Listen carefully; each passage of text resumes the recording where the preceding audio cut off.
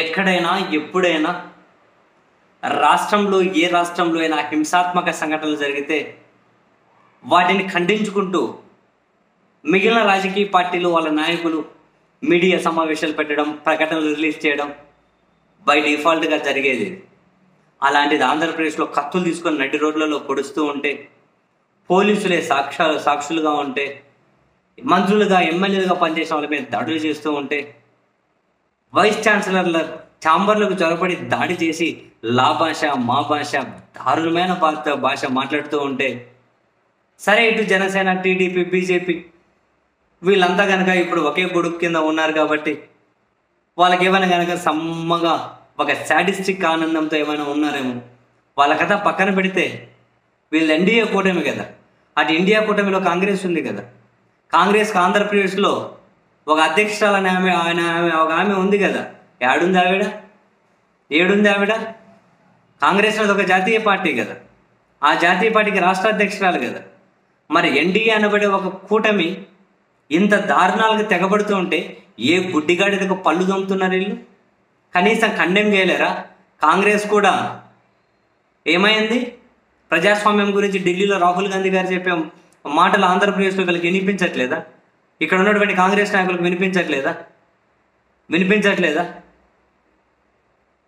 దీని మీద ఎందుకు మాట్లాడరు?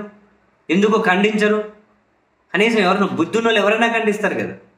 ఒక రాజకీయ పార్టీకి అధ్యక్షులుగా ఉన్న వాళ్ళు ఎన్నికలకు ముందు అక్క పర్ఫార్మెన్స్ ఒక రేంజ్లో, మరి ఇప్పుడేమైంది? అరే చంద్రబాబు మీద అంత ఇష్టం ఉంటే, ఆ కూటమి మీద అంత ఇష్టం ఉంటే కాంగ్రెస్కి రిజైన్ చేసి పోయి ఆ కూటమిలో చేరాలి ఆమె. కాంగ్రెస్ పార్టీ జాతీయ నాయకత్వం ఏం చేస్తుంది?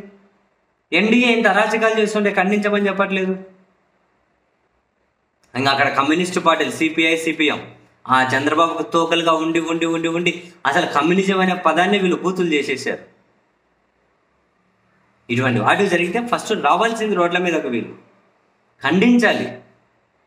ఆ చంద్రబాబుకు తోకలుగా ఉండి ఏడన్నోరులోపు ప్లాస్టర్లు వేసుకొని కూర్చున్నారు. రాష్ట్రంలో ఇంత జరుగుతూ ఉంటే 7 ప్లాస్టర్లు వేసుకొని కూర్చున్నారు. ఇంత జరుగుతున్నాడు ఖండించాలిగా. నటి రోడ్ల మీద కత్తులు పట్టుకొని తిరుగుతూ ఉంటే మిగిలిన పార్టీలు అయితే పట్టించుకోరు. కనీసం కేఏ పాల్ గారి వీళ్ళకంటే వీరిట్లు మేలు. కనీసం ఆయన పరిధిలో ఆయన ఖండెం అన్నా చేశాడు.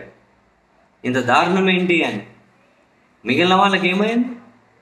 ఇంత దారుణాలు, దరిద్రులు ఇచ్చి ఇటువంటి నాయకులు, ఇటువంటి పార్టీలు అసహ్యం వేస్తుంది కొందరిని చూస్తుంటే.